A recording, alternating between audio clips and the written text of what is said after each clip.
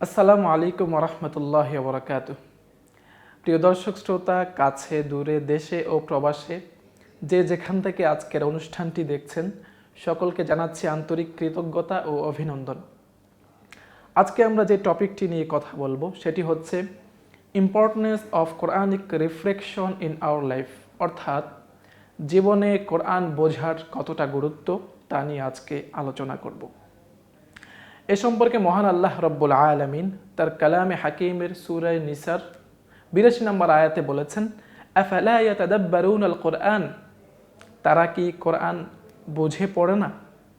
এমনিভাবে মহান আল্লাহ রব্বুল আলামিন সূরা সদের অন্য একটি আয়াতে বলেছেন, কিতাবুন আনজালনাহু ইলাইকা মুবারাকুল লিয়াদাব্বারু আয়াতি, বরকতময় কিতাব আমি নাজিল করেছি যেন তারা তার আয়াতসমূহ নিয়ে চিন্তা ভাবনা করে।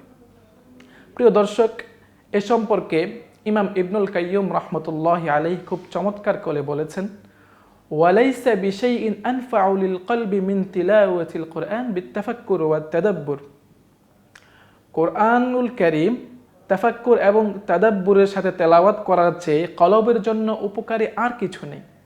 প্রিয় দর্শক শ্রোতা, এমনিভাবে ইমাম ইবনুল কাইয়্যুম রাহমাতুল্লাহি আলাইহি তার বিখ্যাত কিতাব আল ফাওয়াইদে বলেছেন, ওয়াহাজিরু তাদাব্বুরিহি ওয়া তাফাক্কুরিহি ওয়া মা'রিফাতি মা আরাদাল মুতাকাল্লিমু বিহি শাইআ। আল্লাহ রাসূল সাল্লাল্লাহু আলাইহি ওয়াসাল্লাম হাদিসে কোরআন পরিত্যাগকারীদের কথা যে বলেছেন, এর ভেতরে যারা কোরআন তাদাব্বুরের সাথে তেলাওয়াত করে না তারাও অন্তর্ভুক্ত।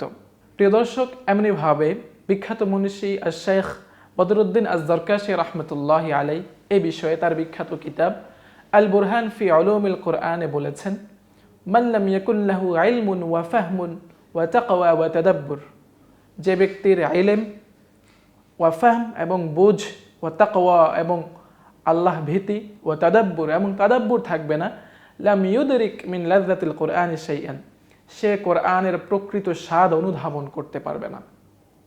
প্রিয় দর্শক, আমরা যদি কোরআন তাদাব্বুরের সাথে তেলাওয়াত করি তাহলে আমাদের কি ফায়দা? হ্যাঁ, আমাদের জীবনে আমরা মৌলিক 3টি সমস্যা থেকে আমরা মুক্তি পাব।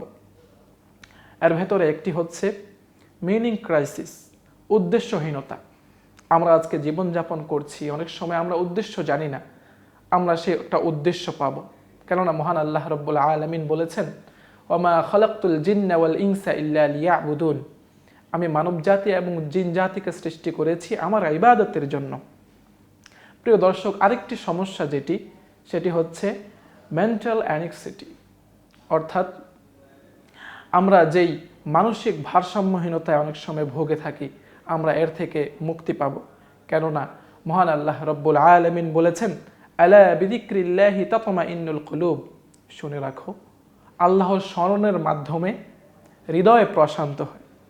এমনিভাবে আমরা আরেকটি সমস্যা থেকে মুক্তি পাব, সেটি হচ্ছে মোরাল কনফিউশন, অর্থাৎ অনেক সময় আমরা বিভিন্ন জিনিসকে আমাদের জীবনের মানদণ্ড রূপে হাজির করে থাকি।